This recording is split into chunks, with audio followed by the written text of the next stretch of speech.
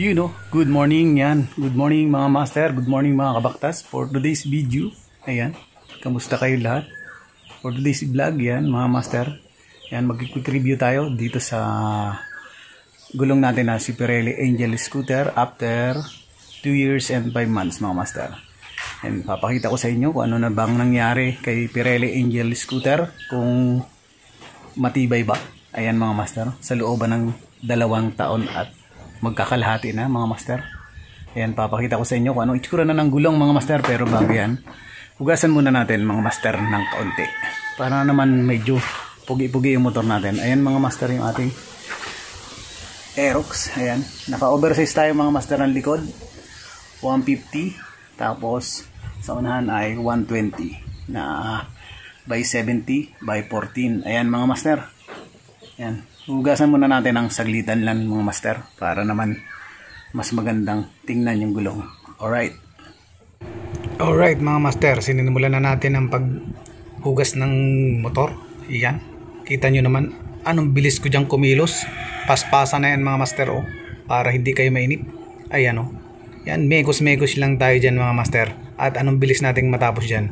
Bibilisan ko na ang paghuhugas para sa inyo. Ayan mga master, stay tuned lang at dyan matatapos na tayo. Alright,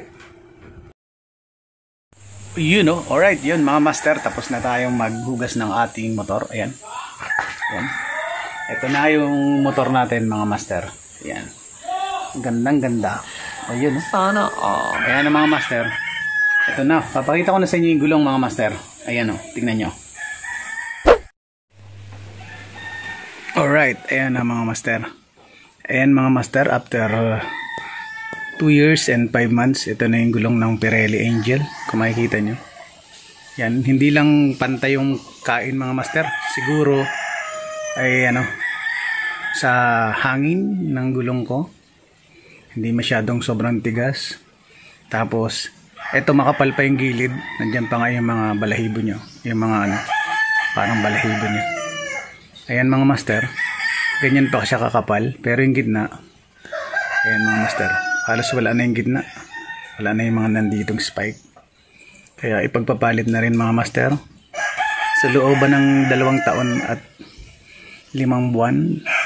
Ayan mga master, siguro kayo ito hindi masyadong nabawasan kasi hindi naman tayo marunong magbanking.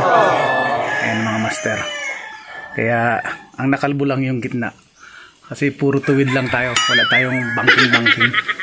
Ayan mga master, di ba? Ganyan siya katibay mga master. Goods na goods sa looban ng 2 taon at 5 buwan. Hindi man lang to na flat o na master, na yung naglambot. Ayan mga master. Ayan mga master, sobrang ganda. Sobrang ganda pa sana ng gilid. Gilid lang, ay yung gitna wala na. Medyo may dulas na ng konti yan mga master. Kaya pagpapalit na rin mga master. Tingnan natin sa kabila. Alright, ayan mga master, ganun din Ayan mga master, makapal pa yung gilid. Sobrang kapal pa talaga Nandiyan pa yung mga balabalahibo nyo. Yan mga master. Tingnan natin yung panguna mga master.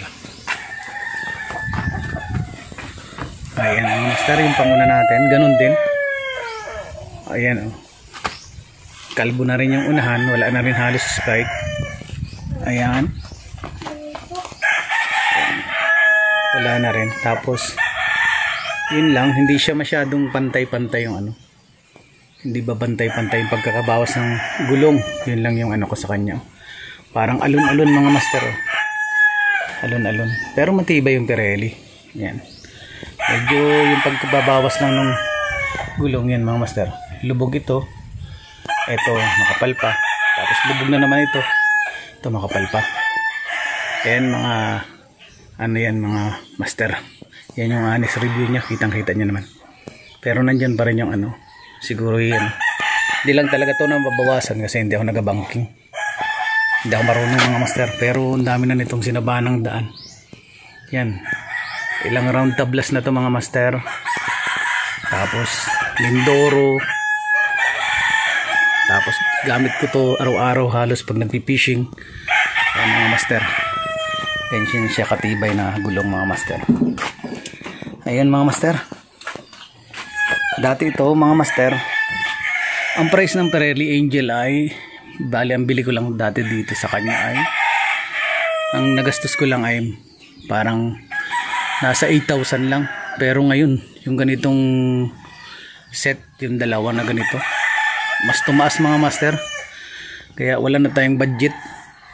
Baka pag nagpalit tayo, subok naman tayo mga master ng iba. Marami ako nakikita sa mga vlog ng ibang vlogger na nagtry sila ng ano, yung Beast tire mga master. Try din natin yan. Tapos tingnan din natin yung ano niya, kung tatagal din siya ng ganito katagal. Yung budget meal lang yan mga master. Ito kasi talagang medyo may price.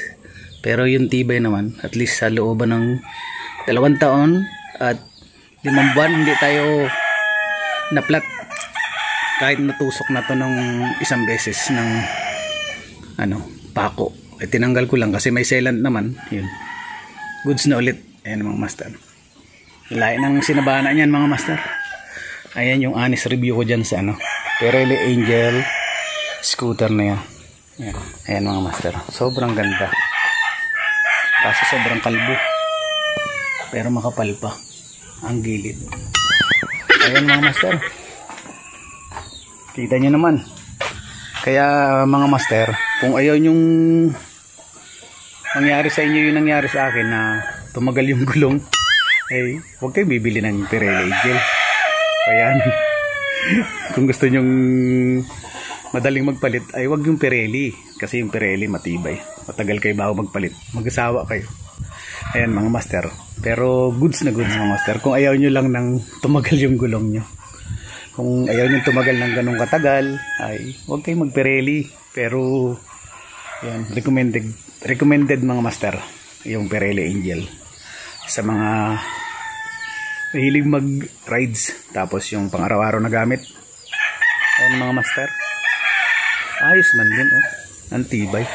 Pero magta-try tayo mga master ng iba naman para ano, yung pasok sa budget natin. Itong Pirelli mahal na, hindi na natin kaya.